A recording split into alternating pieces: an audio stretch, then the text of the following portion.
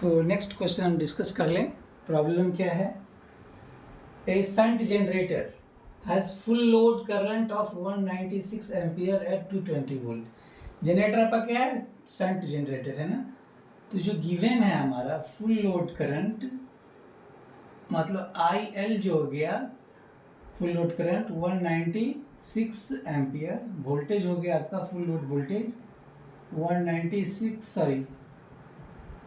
220 volt. The rotational losses are 720 watt, जिसको आप constant loss ही बोलो है ना, या आयरन प्लस फिक्सल लॉस ही बोल सकते हो है ना। तो रोटेशनल लॉस जो है आपका, रोटेशनल लॉस ये आपका 720 watt. Shunt field coil resistance is 55। जो शंट फील्ड है उसका जो रेजिस्टेंस है ये आपका 50 ओम है।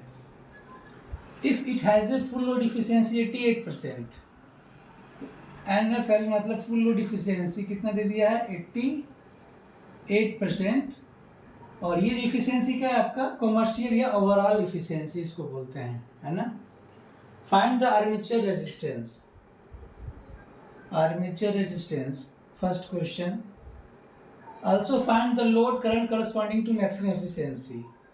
सेकेंड क्वेश्चन आपसे है कि लोड करंट क्या होगा एट मैक्सिमम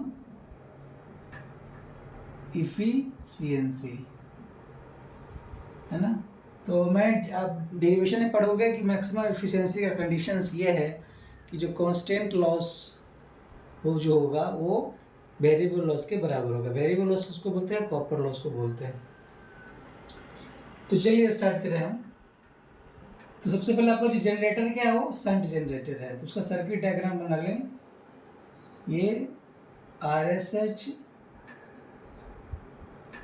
RA EZ, ये आपका लोड है ना। ये लोड वोल्टेज अभी की केस में ये फुल लोड वोल्टेज है, और ये जो करंट है ये क्या है? फुल लोड करंट है। ये आपका आर्मेचर करंट और ये शंट फील्ड करंट। ओके, तो अब बताओ इस केस में इसमें ISH कितना हो जाएगा? ISH फुल लोड वोल्टेज मतलब BL by RSH। Full load voltage कितना है? 220, RSH 55। इसको जो सॉल्व करेंगे आप तो ये आ जाएगा 4 एम्पियर। ओके, तो जो आर्मेचर करंट होगा, आर्मेचर करंट वो IL प्लस ISH। IL कितना है? 196 प्लस 4 कितना हो गया? ये 200 एम्पियर। तो फुल लोड इफिशियंसी, इफिशियंसी मतलब overall efficiency is equal to क्या होता है? Output power by input mechanical power. Okay, तो NFL फुल लोड इफिशियंसी जो होता है आपका क्या होगा? Output power by input mechanical power into 100। Okay, तो फुल लोड इफिशियंसी तो दे दिया 88%। ये फुल लोड पावर क्या होगा और इनपुट मैकेनिकल पावर क्या होगा? हमें तो सबसे पहले निकालना पड़ेगा इनपुट मैकेनिकल पावर। तो अब ये बताओ, तो ये जो इनपुट मैकेनिकल पावर NFL कितनी, ये हो जाएगा आपका BL into IL। Input mechanical power क्या होता है? इलेक्ट्रिकल डेवलप पावर कितना होता है? EG into IA plus iron and friction losses मतलब जो कांस्टेंट लॉसेज। तो यहाँ पे क्या दे दिया? रोटेशनल लॉस दे दिया है, तो रोटेशनल लॉस ओके इंटू 100, ये फुल लोड इफिशियंसी। अब यहाँ पे इसको वैल्यू पुट करेंगे। फुल लोड इफिशियंसी कितना थी? 88%, मतलब 0.88। BL कितना हो गया? Full load voltage 220, full load current 196 by EZ into I क्या हो जाएगा? 200 प्लस रोटेशनल लॉसेस कितना दे दिया है 720। तो इसको जो आप सॉल्व करेंगे आप, तो जो इजी आएगा 241.4 वोल्ट आ जाएगा। ठीक है, अब हमें करना एम क्या हमारा आर्मेचर रेजिस्टेंस। तो आप इजी इज इक्वल टू क्या जानते हैं B L plus I A into R A. तो 241.4 इक्वल टू वोल्टेज क्या है 220 प्लस आर्मेचर करंट कितना आया है 200 इंटू आर ए। तो इसको जो आप सॉल्व करेंगे तो आर्मेचर रेजिस्टेंस आ जाएगा 0.107 ओम। ओके, तो आपने क्या फाइंड कर लिया, पहला क्वेश्चन क्या था हमारा आर्मेचर रेजिस्टेंस, तो हमने ये फाइंड कर लिया। ठीक है, नेक्स्ट क्वेश्चन पूछ रहा है कि इफिशियंसी एट क्या बोलते हैं load current eight maximum efficiency. तो कंडीशंस क्या आप जानते हो, मैक्सिमम एफिशिएंसी के लिए जो कांस्टेंट लॉस जो होता है वो वेरिएबल लॉस के बराबर होता है। तो सबसे पहले कांस्टेंट लॉस क्या होता है उसको लिख ले हम। तो जो कांस्टेंट लॉस हुआ, कांस्टेंट लॉस, यहाँ पे क्या रोटेशनल लॉस क्या है, वो भी क्या है कांस्टेंट लॉस है, रोटेशनल लॉस। ओके, प्लस अब मैं आपको बता देता हूँ कि शंट के केस में ही जो आपका जो कॉपर लॉस होगा इसमें वो भी क्या हो गया कांस्टेंट, क्योंकि इसमें जो है शंट रेजिस्टेंस के अक्रॉस जो वोल्टेज और करंट दोनों क्या होता है वो कांस्टेंट होता है। तो शंट फील्ड में जो कॉपर लॉस होता है उसको हम कांस्टेंट मानते हैं। ठीक है ना, तो वो भी क्या आ जाएगा कांस्टेंट लॉस में ही आ जाएगा। तो शंट कॉपर लॉस उसको भी क्या करेंगे कांस्टेंट लॉस में ही कंसीडर करेंगे।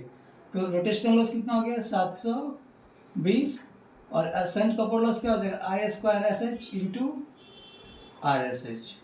ओके, 720 प्लस कितना है करंट 4 का स्क्वायर और आर एस एच कितना है 55। इसको जो सॉल्व करेंगे हम तो ये आ जाएगा 1600 वाट।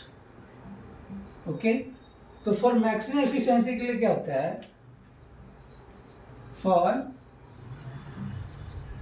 मैक्सिमम एफिशिएंसी के लिए variable loss is equal to constant loss. Variable loss को क्या बोलते हैं कॉपर लॉस बोलते हैं। तो जिसको आपने क्या किया है इसमें दो कॉपर लॉस होगा, एक आर्मेचर में और एक शंट फील्ड में। तो आपने शंट फील्ड को आपने क्या किया कांस्टेंट लॉस में ही इंक्लूड कर दिया है। तो आर्मेचर में जो कॉपर लॉस होगा वो क्या होगा I square A into R A is equal to constant loss कितना आ गया है 1600 वाट। ओके, अब ये आई को आप क्या लिख सकते हो I S H plus I L का square into R A is equal to 1600 watt. अब मैं आपको बता दूं यहाँ पे आई एस एस का वैल्यू पता है आई एल भी कर जाएगा, लेकिन करते क्या है कि हमने जो डिराइव करेंगे आप शंट जनरेटर केस में उसमें हम क्या करते हैं शंट करंट को हम क्या करते हैं नेग्लेक्ट मान लेते हैं। क्योंकि आप देख लो शंट करंट कितना है 4 एम्पियर है और लोड करंट कितना है आपका 196 एम्पियर है। तो आर्मेचर करंट 200 एम्पियर है। तो आर्मेचर करंट जो है शंट करंट के रिस्पेक्ट में काफ़ी ज़्यादा है ना। तो इसमें क्या करते हैं हम नेग्लेक्ट आई एस एच है ना, बिकॉज आई ए इज या आई एल क्या है बड़ा है किससे आई एस एस से। तो जिसमें आई ए जो होता है वो क्या हो जाएगा करीब करीब आई एल के बराबर हो जाएगा ना। यहाँ पे हमने आई एस एस को नेग्लेक्ट कर लिया तो क्या हो जाएगा I square L into R A is equal to कितना हो गया 1600 वाट। तो आई एल कितना आ जाएगा 1600 बाई आर्मेचर का रेजिस्टेंस 1600 आर्मेचर का रेजिस्टेंस कितना 0.107 है ना। तो ये सॉल्व करेंगे तो ये 122.28 एम्पियर मतलब 122.3 एम्पियर ये आपका लोड करंट आएगा, ठीक है ना। अगर लोड करंट कितना हो जाए 122.3 एम्पियर, तो उस केस में इफिशिएंसी क्या होगी, मैक्सिमम होगी। हालांकि ये अप्रॉक्सीमेट निकला है, जिसमें हमने क्या किया, ISS करंट को हमने नेग्लेक्ट मान लिया है, ठीक है। Thank you.